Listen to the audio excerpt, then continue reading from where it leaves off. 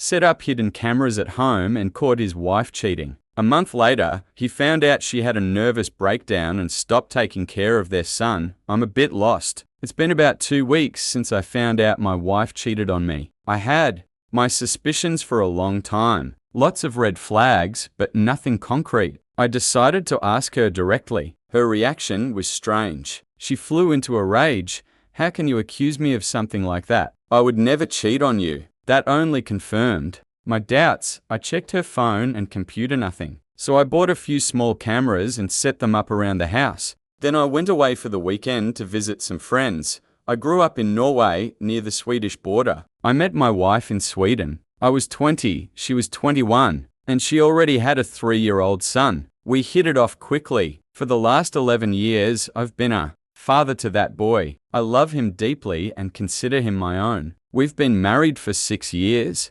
Not that it matters now. Anyway, I came home earlier than planned, at a time when she definitely wasn't expecting me, and I reviewed the footage. And yes, there she was, rolling around with another man. I recognized him. It was her colleague, Theodor. We were actually friends with him and his wife.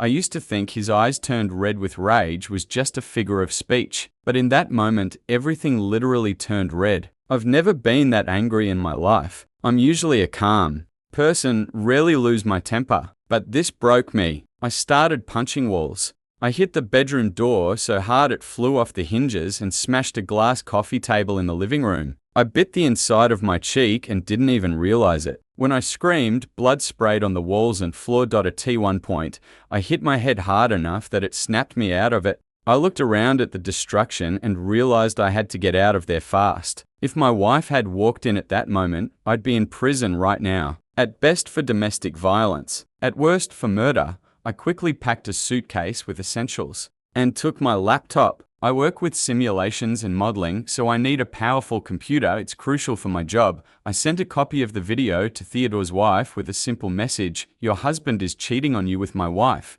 I saw my son outside our house. I hugged him and told him I would always love him, but that his mum had cheated on me and I had to leave. I regret saying that. He shouldn't have to carry that burden. But I wasn't in my right mind, and it just came out. I headed to the border, hoping to get to my family in Norway. But the pandemic restrictions kept me from crossing. So I rented a cheap apartment on Airbnb. I'm working, but I feel like a zombie. I'm not speaking to my wife. The only person I respond to is my son. He asks questions, and I try to be as honest as possible. I tell him I don't know what will happen next, but divorce is definitely coming. I'm trying to find a good lawyer. I haven't responded to any of her relatives. As far as I know, only my parents are aware of the situation from my side. I don't want to talk to my friends because they're also friends with her, so I'm basically without support right now. I'm scared that if I see her or talk to her, I'll lose control and do something I'll regret for the rest of my life.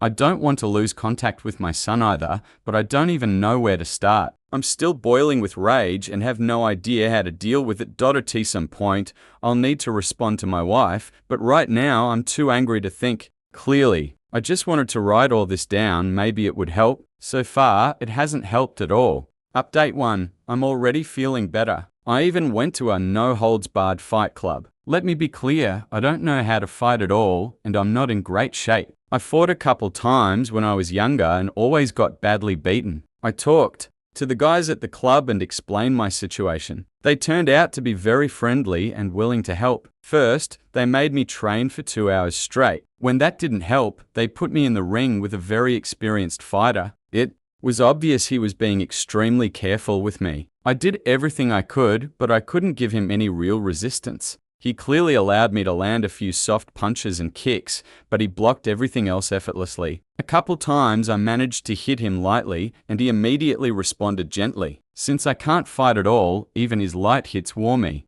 out. He always asked if I was okay before continuing. A few times he even apologized for hitting harder than he intended. Imagine apologizing for hitting your opponent during a fight. He obviously didn't see me as a threat and probably never will. Now I've really seen what trained fighters are like, and I've made a firm decision to learn. These guys are the calmest people I've ever met. I want to become as composed as they are. That little fight really helped. It seriously reduced my anger. I'm still mad, but not nearly as much. I can control it now. I'm going to keep training, even if it means getting my ass kicked. But I still don't trust myself enough to meet with my wife. I talked to my son and told him that no matter what happens, he and I will be okay. He's my son, and that doesn't depend on what happens with his mother. I think he really needed to hear that. I also spoke with a few mutual friends and her parents. Apparently, my wife has completely lost it. She's calling everyone non-stop, confessing everything to literally anyone who picks up,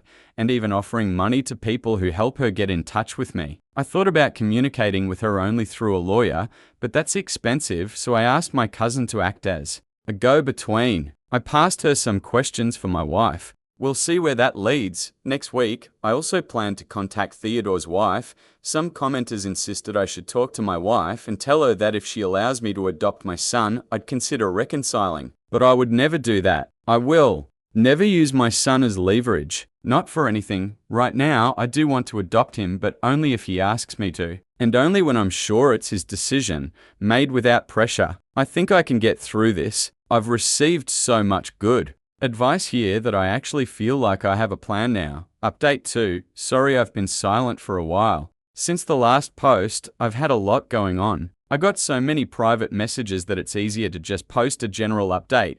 I started calling my son twice a day. He always said he was fine, but I suspected that wasn't true. I tried to get myself together, started individual therapy. It helped a little, but what really changed things was boxing. The first gym I went to was dirty and run down, but the 5 guys training there were super close, and I really wanted to be part of their group. They told me I had to talk to the old man, the owner, first. He decided who could join. Everyone clearly respected him, so I got a little tense. Let's just say the old guy had a tough personality. At first, he just listened, but when he started talking, I quickly got irritated. I don't even know why, maybe because everything he said was true. Or maybe it was the tone, like every sentence or question was an accusation. The old man made me feel unworthy of joining his club. Suddenly, I found myself arguing with him, trying to prove I was worthy. I still don't know if he's just an asshole or some kind of genius. But either way, he's had a very positive impact on my life, even though it's incredibly uncomfortable being around him. Now I get why people respect him so much. He helped me understand the root of my anger and taught me to think more clearly. That's a whole story on its own, and this is long already, so back to the main point. A few days after my last post, about 20 minutes after a call, my son called me back himself. He was crying and apologizing for lying when he said everything was okay. He told me his mum just sits in front of the TV, staring at it even when it's off. There's no food at home. The apartment smells horrible. For the last 2 days, he only ate a couple sandwiches a friend's mum gave him during a visit.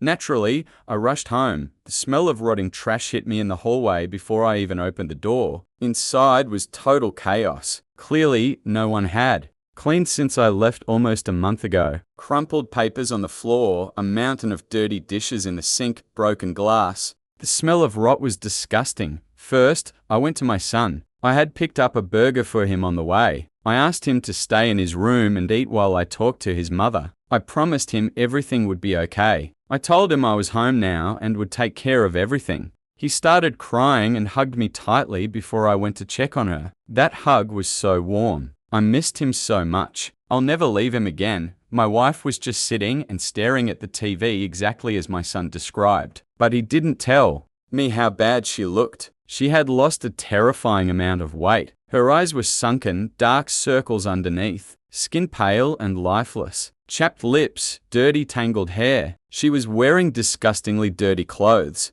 I grabbed a chair and sat in front of her, blocking the screen. The smell from her was overwhelming. There was a bucket on the floor. Later I found out it was half full of weak old vomit. I felt deep pain and pity for her. I wanted to protect her, to help her get cleaned up. In that moment, I completely forgot what she had done. Seeing her like that was unbearable. I think, in some way, I still love her and care for her, despite what she did. That scares me a bit. Maybe something's wrong with me. I didn't even know what to say to her. She was clearly out of it. She asked me if I was real. When I said yes, she burst into a kind of crying I've never heard before. More like wailing. It was so loud I actually flinched. Suddenly, in the middle of it, she either passed out or fell asleep. I put my Fitbit on her wrist because I had no idea how to check her pulse. It was jumping between 100 and 150 BPM. I figured, that couldn't be good. I laid her down gently on the couch, wiped her face, and ran to the neighbors for help. They agreed to watch my son while I took her to the hospital. She's been there about 7 days now. Honestly, I've lost count. I visited her once, but she got so agitated seeing me that the doctors recommended I stay away for now. She hasn't been diagnosed yet. Doctors don't know when or if she'll come back to herself. Since then, I've fully focused on taking care of my son. He goes to therapy regularly and seems to be improving. No doubt this whole thing traumatized him. The guilt I feel for being part of that pain is crushing. I contacted a lawyer to get custody. Not sure how it'll go yet. I've also prepared for divorce, but I'm holding off for now. It took days to clean the apartment. I scrubbed the fridge with bleach, but it still stank of rotten food, so I bought a new one. I also discovered that my wife had taken all my dirty clothes and arranged them in the bed like a human body. She even made some anatomical details. It was deeply disturbing. I looked through the scattered papers, mostly incoherent rambling. Some pages had dates and times. Hard to make sense of anything, except for a few pages that just said sorry over and over. Most pages ended mid-sentence with a wavy line.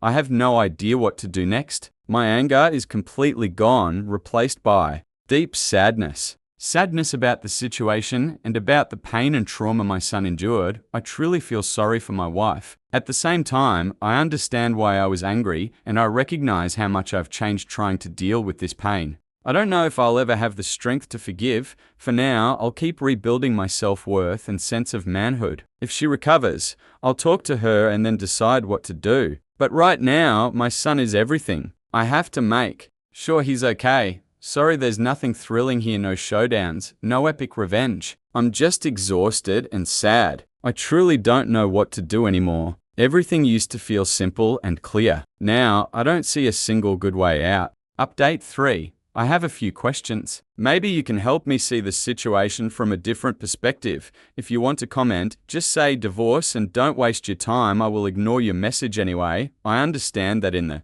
end, the decision is mine, and I will make the choice that is right for me and my family, whatever it may be. Lately, I hardly sleep, so my thoughts might be a bit confused. Please be understanding. I really value different opinions. It helps me figure things out. My wife is still in the hospital. She refuses to see anyone except her mother. Her only demand, besides no visitors at all, is that no one speaks to me on her behalf or tries to pressure me. She confessed to the affair to almost everyone, but without details. Her calls were panicked and sounded like, I cheated. He's going to leave me. What should I do? In the end, no one really bothers me unless I ask for help or advice. A few days ago, my wife wrote me a letter. Her mother gave it to me. It's very long, 32 pages. I will try to summarize the main points. She asks forgiveness for what she did to me, to our son, and to our family. She says she will sign any documents I give her without questions, even divorce papers immediately.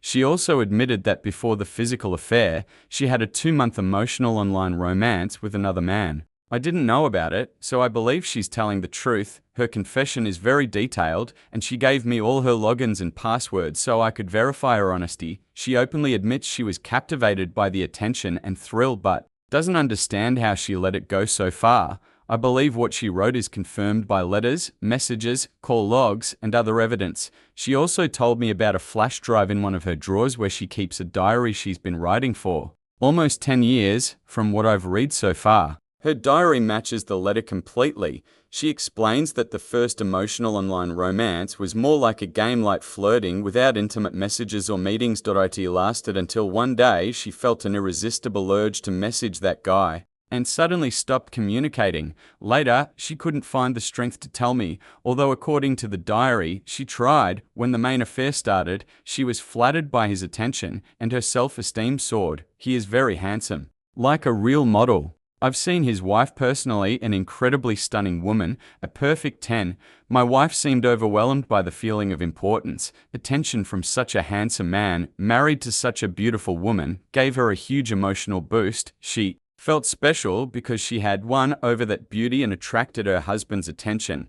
She admits she knew what she was doing was wrong, but honestly can't understand why she couldn't stop. She hates herself for losing control. ASI. Understand it. The affair became physical only when the lover started losing interest in her.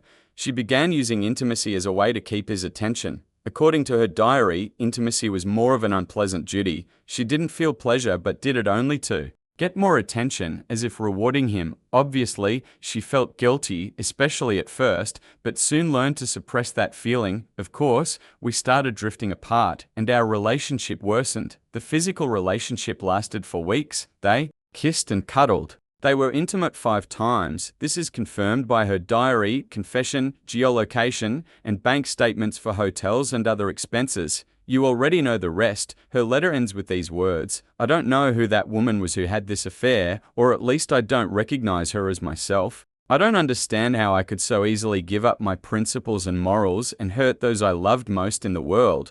I don't understand why I couldn't stop myself. I won't insult you by asking for understanding or forgiveness. I don't deserve either. My only hope is that I can somehow help you and our son heal. I'm ready to do anything you ask without questions or words. I will do whatever you think might help, no matter how small or big, when I'm discharged. I will move to my mother's place. I will stay away unless you ask me to come back. I don't want my presence to remind you both of the pain I caused. I have no words to express how sorry I am. More than anything, I want you to heal and meet someone worthy of your love, with whom you will be happy. I pray I haven't taken away your ability to trust and love those who deserve it. I won't be with anyone else because it's clear I'm not safe. I will see a psychologist and try to understand what's wrong with me and maybe someday heal. But right now, I don't know who I am or why I couldn't stop myself from doing these things. I knew perfectly well I was doing wrong, hurting everyone, including myself, but I kept doing it. I was selfish, causing pain just to feel better for a moment. When I saw the pain on your face in the video, that horrible, heartbreaking pain when you watched me with another man, that's when I realized how blind and terrible and evil I had become. I'm afraid I have no forgiveness. I will always love you. I wish I could undo everything, go back, but I can't. Forgive me." I cried on the subway reading her letter, and I don't understand what to do now. I didn't sleep all night, reading it over and over. Now I'm emotionally empty, confused, and don't understand anything. I watched the video again, then again. The recording where I'm going crazy. I don't understand many moments in the video at all. Watching her act is very painful, but I keep doing it over and over. Why can't I stop? Even scarier is watching my own madness. The same story with that video.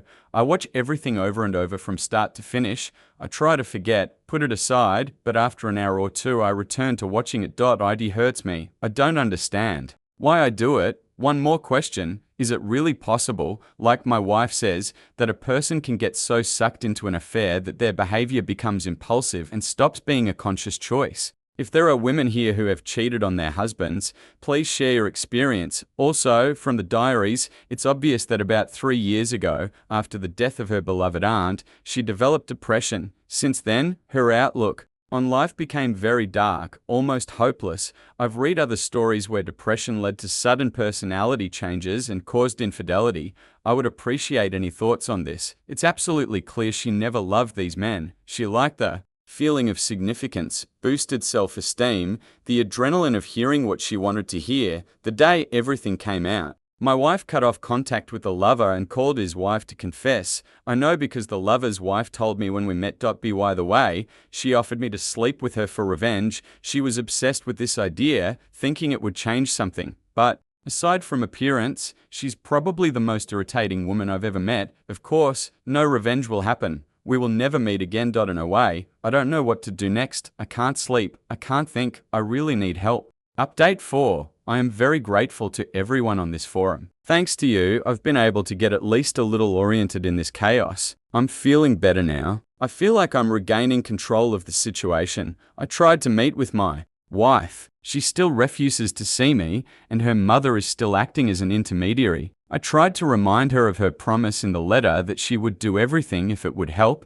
Her mother passed on my message that I consider our conversation useful. I also asked to go with her to a doctor's appointment to better understand what's going on. But the doctor can't talk to me without her present. I will try to be patient. In Short, I was diagnosed with PTSD. My wife has chronic depression and partially bipolar disorder. She has a chemical imbalance in her brain. Doctors are currently adjusting her medication. Many of you were right. Her condition made her vulnerable because a predator came along. And here's the result. Her lover was cheating on his wife all this time with several women simultaneously. They are now getting divorced. I heard he got beaten up a little, not badly, but still, the lover's wife contacted the husbands of most of the women he was fooling around with. Almost every day I have a friend who helps me stay focused. This weekend, my son and I are going hiking.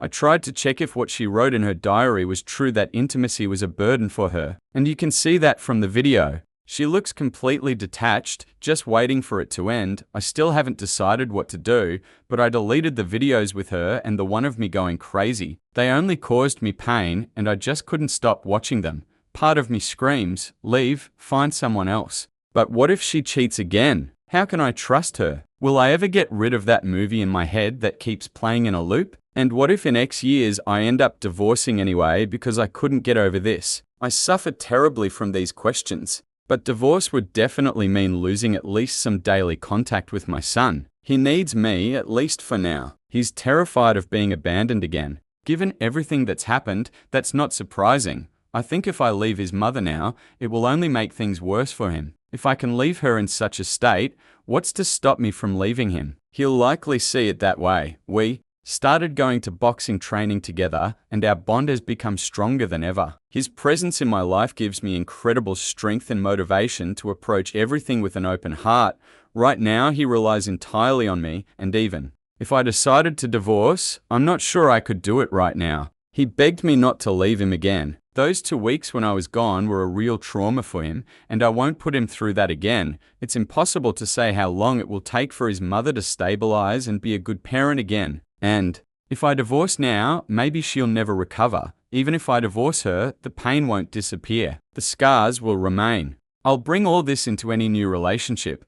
I think this will seriously reduce the chances of success. Isn't it more logical to stay with her while I heal? At least she will understand why I behave this way and what I'm going through, and if I do leave, what awaits me out there. Women my age are either divorced and not without reason, or so focused on children that they pick not a person to build a healthy relationship with, but just anyone who fits the role of a father. I feel there's a high risk of doomed relationships from the start because one side is desperate and the other broken. Dating strangers and casual intimacy don't attract me. Besides, how long will it take me to find someone who understands me like my wife did? She's the only person in my life who truly knew me, and that took years. Will I ever find someone who understands me like that again? How long will it take? And there's no guarantee the new partner won't cheat either, given everything that happened. It even seems to me that the chance of my wife cheating again is lower than with a completely new person.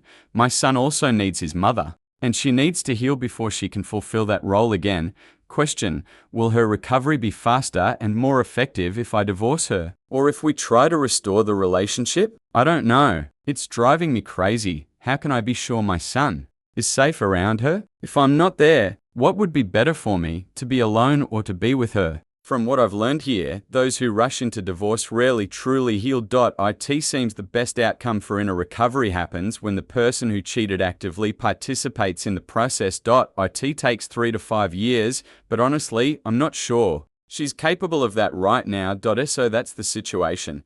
I'm in a terrible internal struggle. A million questions spin in my head and almost no answers. I'm still torn between 2 extremes, reconciliation or divorce. I can't deny I still love my wife. It turns out our bond isn't so easy to break. I truly don't want to love her. My pride demands I hate her, but I can't lie to myself. I still deeply love her, and although in the first weeks I fantasized that she would suffer as much as I did, I don't want to hurt her or anyone else. That wouldn't help me at all. I see a long and painful road ahead. I hope I have enough strength to go through it to the end and patience to make the right choice for myself and my family. The only thing I'm certain of is that if I decide to offer her reconciliation, it won't be just a gift. I need to see her efforts. I won't offer reconciliation until I'm absolutely sure that we are both 100% ready to go down that path. And yes, if we really try to restore the relationship, she will essentially be on probation. I don't want to be with someone like that, but I simply have no other choice if I can't trust her. Either way, we'll need a lot of therapy. Maybe she doesn't want any reconciliation at all. I just don't know. Not being able to talk to her is a real burden for me. It's exhausting. I feel like I really need to talk to her. If anyone has good advice on how to have such a conversation, I'd gladly listen. That's all for now. Thank you for listening to this story till the end. Don't forget to follow our channel and take care.